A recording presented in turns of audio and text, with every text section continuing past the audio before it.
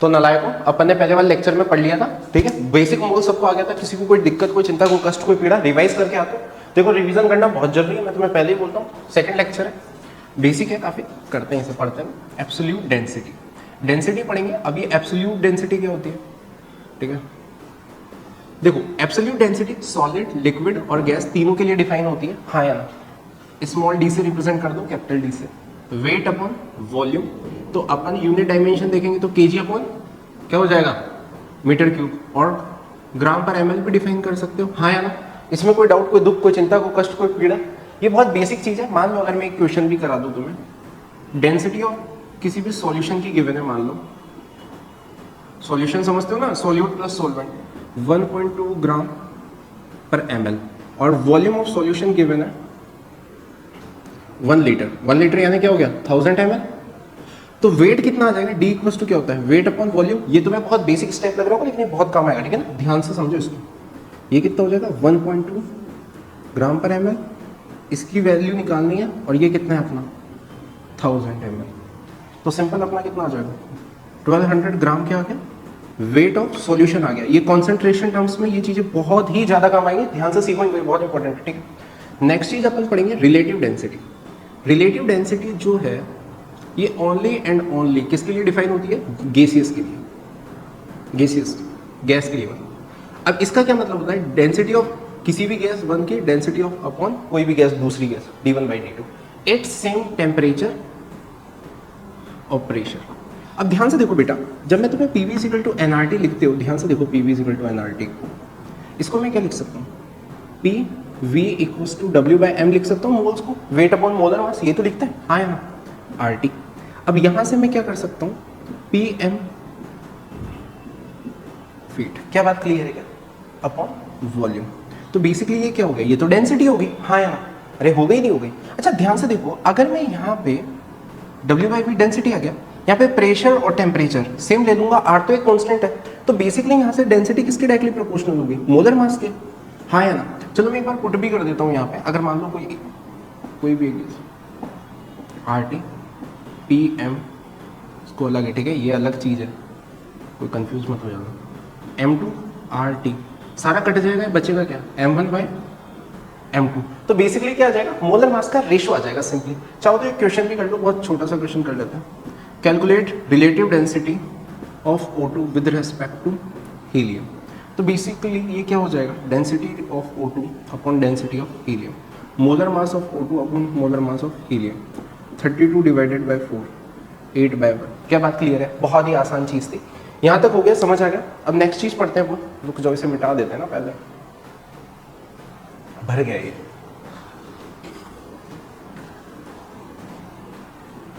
अच्छा, relative density unit less quantity होगी, जो समझ में भी आ रहा है, ऊपर नीचे दोनों का सेम कट जाएगा, ठीक है। नेक्स्ट चीज आ जाती है वेपर डेंसिटी। अब वेपर डेंसिटी क्या होती है, वेपर डेंसिटी होती है density of any gas upon density of H2, वही सेम प्रेशर सेम टेम्परेचर का। तो बेसिकली क्या हो जाएगा, molar mass of any gas upon 2 हो जाएगा, इसका मोलर मास H2 का 2 होता है। बस यहाँ पे क्या है, H2 फिक्स हो गया। रिलेटिव डेंसिटी में नीचे रेफरेंस वाली गैस फिक्स नहीं है। अगर आपने जैसे वेपर डेंसिटी बोल दिया, यहाँ पे H2 का मोलर मास क्या आ जाएगा, 2। समझ में आ गया, नहीं आ गया? चलो अब इस एक क्वेश्चन को सॉल्व करते हैं। यहाँ पे एक क्वेश्चन करते हैं, लिखो इस क्वेश्चन को, SOX has vapor density 40, तो अपन को x फाइंड आउट करना है। तो वेपर डेंसिटी अगर इसकी x है तो इसका मोलर मास कितना हो जाएगा, ये होती है मोलर, तो इसकी वैल्यू अगर 40 है तो मोलर मास कितना आ गया, 80 आ गया SOX का। वो क्या हो जाएगा, सल्फर का वेट 32 + 16 × x, हाँ या ना। तो कितना हो जाएगा, अरे बोलो रे, 48 आ जाएगा यहाँ पे, 48 डिवाइडेड बाय 16, x की वैल्यू कितनी आ गई, 3, हाँ या ना। अरे समझ आ रहा है, नहीं आ रहा है आपको, क्लियर है ना? बहुत भारी गणित थी, कर लोगे तुम लोग, ठीक है। यहाँ तक देख लो, किसी को कोई डाउट, कोई दुख, कोई चिंता, कोई कष्ट, कोई पीड़ा हो तो मुझे बताओ। नेक्स्ट चीज अपन सीखते हैं स्पेसिफिक ग्रेविटी। स्पेसिफिक ग्रेविटी बहुत ही सिंपल चीज है, ये आपको काफी बेसिक है, मैं तरीके से पढ़ा रहा हूँ, तो सारे बच्चे बहुत अच्छे से करना। एक क्वेश्चन आता है मोल का, बहुत ही आसान तरीके से हो जाएगा, ठीक है। स्पेसिफिक ग्रेविटी क्या हो जाएगा, density of solution upon density of water at 4 degree Celsius, जो कितना होता है 1 ग्राम पर ml। अगर मान लो ये इसकी वैल्यू x ग्राम पर ml रही तो यूनिट कट जाएगी, सिंपल x ग्रेविटी की वैल्यू कितनी आ जाएगी x। तो इसका मतलब कुछ भी नहीं है। अगर मान लो किसी का तुम्हें दिया हुआ है कि specific gravity of urea solution 1.2 दिया हुआ है, यूनिट लेस क्वांटिटी है ये, लेकिन अब इससे अपन क्या है सीधा सीधा डेंसिटी लिख सकते हैं। सॉल्यूशन की डेंसिटी कितनी हो जाएगी 1.2 ग्राम पर ml, क्योंकि इससे हो क्या रहा है 1 ग्राम पर ml। ये H2O की डेंसिटी एट 4 डिग्री सेल्सियस तो फिक्स है 1 ग्राम पर ml, तो इससे यूनिट ही तो कट रहा है, न्यूमेरिकल वैल्यू पे कोई फर्क थोड़ी आ रहा है। समझ में आ रहा है नहीं आ रहा है, हाँ या ना? अरे क्लियर हो रहा है ना तुम लोगों को, क्या बात क्लियर है या नहीं है? अरे बोलो रे भाई, भूंदो आ रही है नहीं आ रही समझ में? ठीक है, ये डेंसिटी हो गया पूरा, बहुत ही आसान था और सारी चीजें इसमें आ गई है। ठीक है,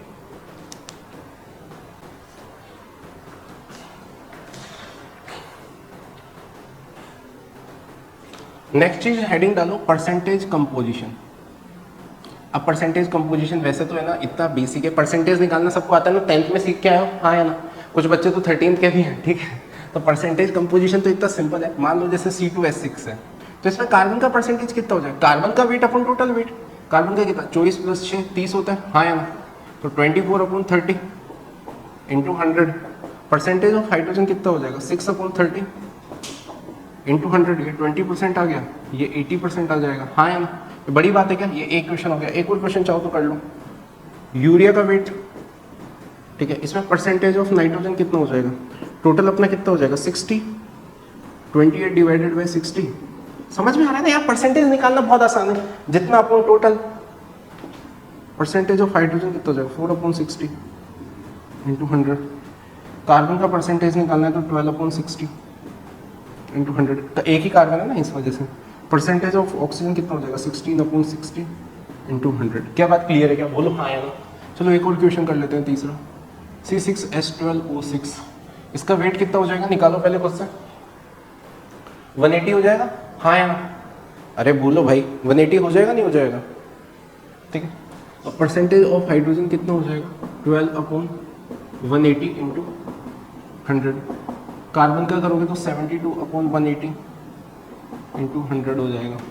परसेंटेज ऑफ ऑक्सीजन करोगे तो 96/180 इंटू 100। ठीक है ना, निकाल लोगे। ठीक है ना, बहुत भारी कैलकुलेशन है, कर लोगे आप। ठीक है, कर लोगे, बढ़िया। आगे बढ़ते हैं अपन। ये बहुत ही बकवास चीज़ थी।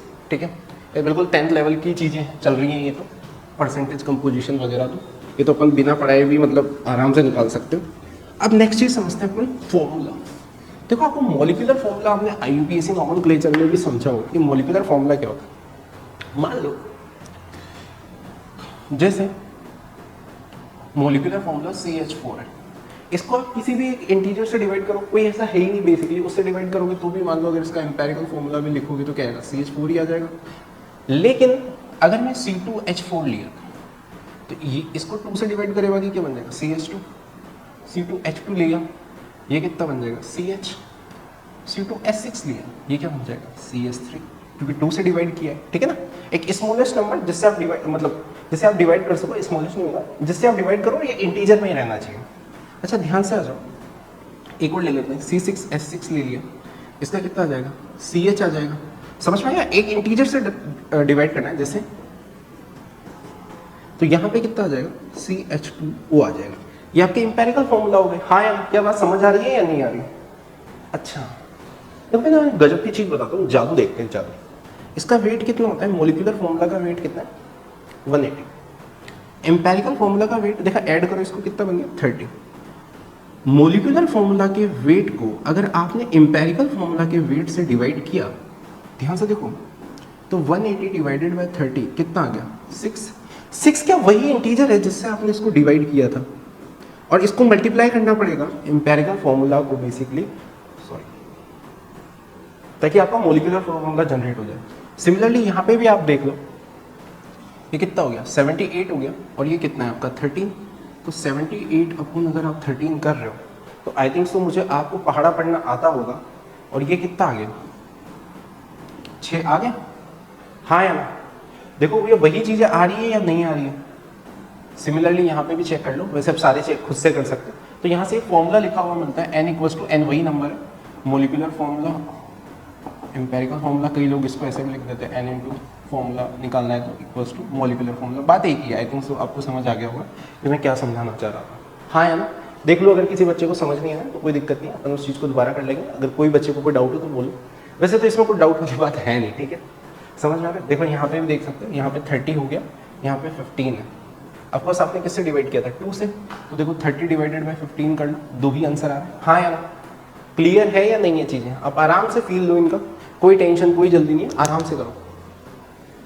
अब बेटा नेक्स्ट मेन हेडिंग स्टार्ट होता है जहाँ से क्वेश्चन आता है, calculation of empirical formula by percentage composition.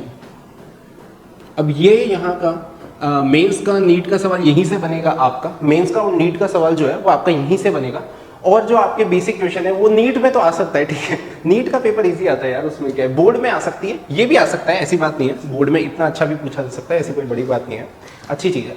Percentage composition, मान लो एक हाइड्रोकार्बन गिवन है, मैं ऐसे ही लिख देता हूँ, रफली लिख रहा हूँ, आप चाहें तो नोट्स डाउनलोड कर लेना बेटा, जो लोग ऑनलाइन देख रहे हैं आप नोट डाउनलोड कर लेना, वहाँ पे आपको सारी की सारी चीज़ें मिल जाएगी लिखी हुई, ठीक है। गिवन हाइड्रोकार्बन दिया हुआ है आपको, उसमें परसेंटेज ऑफ कार्बन जो है वो 80% है और परसेंटेज ऑफ हाइड्रोजन क्या है 20% है, और मान लो वेपर डेंसिटी जो है वो 15 है, तो आपको मॉलिक्यूलर फॉर्मूला बताना है, ठीक है। इस टाइप ऑफ क्वेश्चंस करने का सबसे पहला तरीका क्या होता है कि आप कार्बन और हाइड्रोजन का वेट निकालना है, क्योंकि अगर परसेंटेज दिया हुआ है तो मैं इसे बोल सकता हूँ कि ये क्या रहा होगा, 80 ग्राम हो गया होगा, 100 ग्राम में से 80% ये, और ये क्या हो गया होगा 20 ग्राम। अब इसका नेक्स्ट स्टेप में पहले वेट निकाल लिया, अब इसका मोल्स निकाल, तो मोल्स निकालने के लिए क्या करूँगा, 80 को डिवाइड कर दूंगा 12 से, क्योंकि कार्बन का मोलिकुलर वेट कितना होता है, तो ये, और इसको 20 डिवाइडेड बाय 1, आंख के अंधे को भी दिख जाएगा, 20/3 लिखा हुआ है, इसे बेटा सिंपलेस्ट रेशियो में डिवाइड कर लो, मतलब 20 से 20 काट दिया तो ये क्या हो गया 1/3 और 1। ऑफकोर्स ये फ्रैक्शन में, और ऑफकोर्स अपने जो भी मॉलिक्यूलर फॉर्मूलाज होते हैं ऐसे फ्रैक्शन में तो जनरली नहीं लेते हैं अपन, तो इसको क्या करूँ 3 से मल्टीप्लाई कर दूंगा तो ये 1 हो जाएगा और ये 3 हो जाएगा। तो यहाँ से अपना जो एम्पेरिकल फॉर्मूला निकल के आया उसमें क्या आया, एक तो कार्बन का मोल आ गया और 3 किसके आ गए, हाइड्रोजन के, तो ये अपना कितना हो गया CH3। अच्छा इसका वेट कितना हो गया 50। अच्छा उन्होंने मुझे वेपर डेंसिटी दे रखी है, अब ध्यान से देखो बेटा, वेपर डेंसिटी क्या होती थी अभी थोड़ी देर पहले अपन ने पढ़ा है, मोलिकुलर मास डिवाइडेड बाय 2।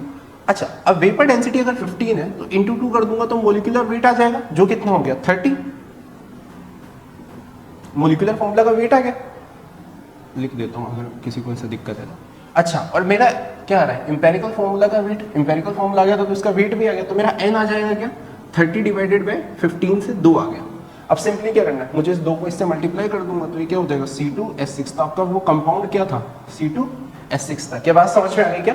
ये तो देखो क्वेश्चन को ऐसे लंबा, क्या लंबा मतलब 2 लाइन चीज थी, वो तो मैं ऐसे सॉल्व कर रहा हूँ तो मैंने नहीं तो 1 लाइन में हो जाता वो तो, ठीक है। सबसे मेन चीज ये है कि आपको पहले उसको वेट में फिर मोल्स रेशियो दो, उसे सिंपलेस्ट फॉर्म में लाओ और फिर आपका एम्पेरिकल फॉर्मूला निकल जाएगा। सबसे मेन चीज ये थी। ये चीज से ये चीज कैसे आ रही है, अगर इसमें किसी को कोई डाउट है तो मुझसे पूछो, पहले उसे वेट में। अच्छा जरूरी नहीं है कि आपको ना वेट ऐसे ही दिया हो, परसेंटेज से अलग तरीके से भी दे सकते हैं, मतलब जनरली परसेंटेज कंपोजिशन से भी देते हैं, पर मान लो कल से रेशियो में करके देते हैं। ऐसे में 2-3 सवाल कराऊंगा तो आपको अच्छी समझ आ जाएगी, ठीक है। अभी नेक्स्ट सवाल करते हैं अपन। नेक्स्ट क्वेश्चन देखो, a compound has a percentage composition, ध्यान से देख करो इसे, ठीक है। पहले मैं बता रहा हूँ पर खुद को करना है। परसेंटेज ऑफ कार्बन क्या है 40% है, हाइड्रोजन जो है वो 6.6% है, ऑक्सीजन की जो परसेंटेज है वो कितनी है 53.34 है। तो देखो कार्बन, हाइड्रोजन और ऑक्सीजन का वेट देख लेते हैं। कार्बन का कितना हो गया 40 ग्राम हो जाएगा, हाँ या ना लाड लो। 6.6 यहाँ पे कितना हो गया 53.34। अब इसके मोल्स निकालना है तो 40 डिवाइडेड बाई क्या कर दूंगा 12, इसको तो 1 से डिवाइड करना है, 53.34 डिवाइडेड बाई 16। ध्यान से देखो ये कितना हो जाएगा 3.33 हो जाएगा, ये 6.66 समझ में आ गया, 10/3 खत्म। और ये भी कितना हो जाएगा 3.33 हो जाएगा, आँख के अंधे को भी दिख गया 1 2 1। तो बेसिकली अपना क्या आ गया एम्पेरिकल फॉर्मूला CH2O आ गया, ठीक है, खत्म। इसको चाहो तो क्वेश्चन को एक्सटेंड कर देगा कुछ भी ऐसे करके, अपन को बताइए 30 है, ठीक है। मोलिकुलर फॉर्मूला की कुछ भी इंफॉर्मेशन देके वो आपसे आंसर निकलवा लेगा बाद में। क्या बात समझ में आ गई? आपको ऐसे निकालना है। एक नेक्स्ट क्वेश्चन करते हैं, ठीक है, एक और क्वेश्चन है उसको भी कर ही लेते हैं। एक्चुअली उसको होमवर्क में लिख लो, ठीक है। जो रिमेनिंग 2 क्वेश्चन है आप भी ऑनलाइन वाले बच्चे, ठीक है, डाउनलोड कर लेना PDF और उसे कर लेना आराम से, ठीक है। अब नेक्स्ट चीज आ जाती है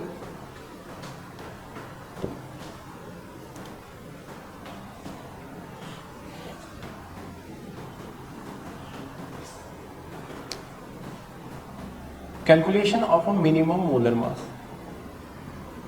अब calculation of minimum molar mass जो है बेटा, ये एक्चुअली है ना टाइम पास है। मैं सच में बता रहा हूँ, टाइम पास कैसे है। मान मैं तुझे एक चीज बोल रहा हूँ कि मेरे 20% मार्क्स आए, कितने 20% मार्क्स आए, और मेरा टोटल पेपर कितने का था 100 नंबर का। तो क्या मैं ये नहीं बता सकता कि मेरे 20 मार्क्स आए, हाँ या ना। या फिर मैं ये नहीं बता सकता, अगर मान ले मैं बोल रहा हूँ कि मेरे 20% मार्क्स आए हैं और मेरे मार्क्स टोटल 40 थे, जो आए हैं वो मार्क्स 40 थे, तो टोटल पेपर का कितना हो गया 200 का हो गया, हाँ या ना। तो ये क्वेश्चन करो, ठीक है, बिना उसके अटेम्प्ट करो, बिना कोई थ्योरी पढ़े अटेम्प्ट करो। बहुत बेसिक सवाल है, ठीक है, एक परसेंटेज का क्वेश्चन है, बेसिक परसेंटेज का question.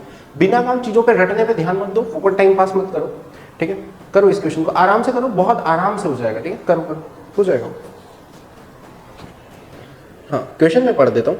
A compound contain 16% sulphur by mass, calculate its minimum molar मास। क्या बात क्लियर है? करो। दो सवाल है, एक तो मैंने पढ़ दिया, ये वाला बहुत आसान है एक्चुअली, कर लो आप। सेकंड वाला देख लो, उसमें किसी को डाउट हो तो वो पढ़ देता हूँ। A one molecule of a compound contains 4 atoms of iron, if the percentage of iron in a compound it's 8% by mass, calculate its molar mass. ठीक, समझ में आया ना? आयरन का परसेंटेज कितना है 8 है, और कितने एटम है उसमें आयरन के 4, तो 4 इंटू आयरन का वेट कितना हो जाएगा आपका 56 x इंटू 100। ठीक है, समझ आया ना? दो कोड़ी का सवाल है, ठीक है, कर लो, एक लाइन में आंसर आ रहा है, ठीक है, रटने की कोई जरूरत नहीं है, ठीक है। पहला वाला भी ऐसे ही हो जाएगा। कितना दिया हुआ है 16% बाय सल्फर है, तो 32 होता है इंटू 8 100। देख लो, एक एक लाइन में आंसर आ जाएगा, ठीक, खत्म। 200 आ गया x की वैल्यू, ठीक है ना। बहुत भारी कैलकुलेशन थी, कर लिया आपने, ठीक, बहुत भारी कैलकुलेशन थी पर कर ली। नेक्स्ट चीज आ जाती है बेटा,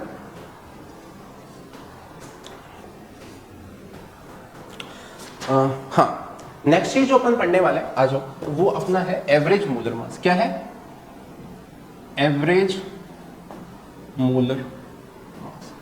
एक्चुअली ना इसके बहुत फॉर्मूले मिलेंगे तुम्हें, बहुत ज्यादा। एवरेज मोलर मास के तो इतने सवाल है ना भाई साहब, जिसकी कोई हद नहीं है, और अलग अलग फॉर्मूले निकाल रखे। तो एक चीज बताओ मुझे कि अभी मान लो एवरेज निकालना है, अपन क्लास में कितने जने हैं 12 जने हैं, ठीक है।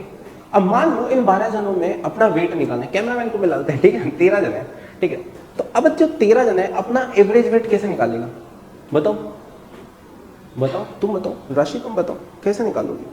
बहुत आसान है, क्या करोगे? 13 जनों का वेट अपॉन डिवाइडेड बाय 13, बिल्कुल ऐसे ही करना है। हाँ यार, सिमिलर वे से किसी का भी एवरेज मोलर मास निकाला जाता है।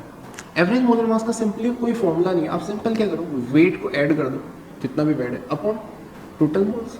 हाँ यार, अच्छा अगर सोच, ये वेट को ऐसे ना लिख के मैं इसके मोल इनटू मोलर मास लिख दूं, भाई ये कौन सी नई गणित है क्या? वही बेसिक क्या फॉर्मूला है, कोई फॉर्मूला थोड़ी है वो, ऐसे चलता सकता है। n1 upon n total. अगर किसी को पता है तो बढ़िया बात है, नहीं पता है तो मैं बता देता हूँ। मोल फ्रैक्शन x1, ऐसे x लिखते हैं कैपिटल, उसका मतलब होता है मोल फ्रैक्शन। क्या होता है मोल फ्रैक्शन? वो क्या होता है? एक के मोल किसी इंडिविजुअल के अपॉन n टोटल। तो इसे कई लोग ऐसे बोल देते हैं m1 x1 plus m2 x2। क्या आपको समझ आ रहा है क्या? हाँ या ना? इसके ऊपर एक दुनिया का सबसे बेसिक सवाल जो 10th में करके आए होंगे तुम, ठीक है, कि calculate average molar mass of chlorine. 35 आपका 75% गिवन है, और क्लोरीन 37, सॉरी आपका 25% गिवन है। बाय वॉल्यूम बोल सकता है, बाय मोल्स बोल सकता है, कैसे बोल सकता है, ठीक है। आँख का अंधा भी कर लेगा, 35 into 75 plus 25 into 37 divided by 100। सबको पता है कैलकुलेट करने पर 35.5 आता है। क्या बात कर रही है? हाँ यार, चलो ये तो होगी बहुत बेसिक बात, ठीक है। यहाँ तक किसी को कोई डाउट, कोई दिक्कत, कोई चिंता, कोई कष्ट, कोई पीड़ा हो तो बताओ, ठीक है। अब मैं इसमें एक अच्छा सवाल कराता हूँ, मैं एक डाटा देख लेता हूँ पहले, ठीक है, उसके हिसाब से ले लेंगे। 32 40,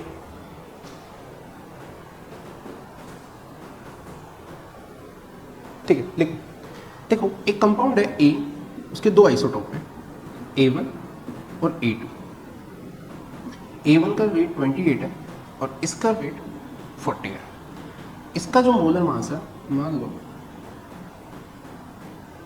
ठीक है, वो 32 आ रहा है। एवरेज मोलर मास जो आ रहा है इसका, एवरेज मोलर मास इसके दो आइसोटोप्स का वो 32 आ रहा है। तो बेसिकली उसमें A1 और A2 का परसेंटेज बताना है आपको।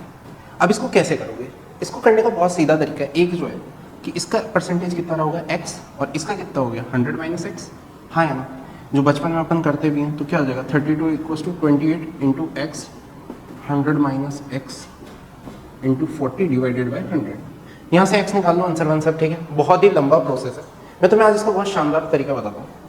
कभी भी मान लो आपको ऐसे किसी का निकालना है, परसेंटेज ऑफ A1 निकालना है, तो क्या करो, जो एवरेज मोलर मास है उसमें से दूसरे वाले का वेट माइनस कर दो और नीचे दोनों का डिफरेंस ले लो, A2 माइनस A1 इंटू 100। इससे आपका एक लाइन में आंसर आएगा। ध्यान से देखो कैसे, नीचे कितना हो गया 40 माइनस 28 करूंगा तो कितना आ गया 12 आ गया। एवरेज का क्या है, एवरेज आपका 32 था, माइनस इंटू 4, उससे कोई फर्क नहीं पड़ता, आप तो 8 लिख दो, ठीक है। मॉड्यूलस ले रखा है अपन ने, कोई फर्क थोड़ी पड़ेगा उससे। 32 था ना, 8 इंटू 100, ठीक है ना। आगे कितना आ गया 2/3। हाँ यार सिंपल आ गया, हो जाएगी। सिमिलरली अगर मान लो परसेंटेज ऑफ A2 निकालना होगा मुझे, तो मेरा कितना आ जाएगा, वही नीचे तो 12 आएगा क्योंकि दोनों का माइनस करना है, और इसको A2 का परसेंटेज निकालना है तो माइनस किसको करूंगा, A1 को, तो कितना आ जाएगा 4 आ जाएगा। क्या बात क्लियर है क्या, बोलो हाँ या ना।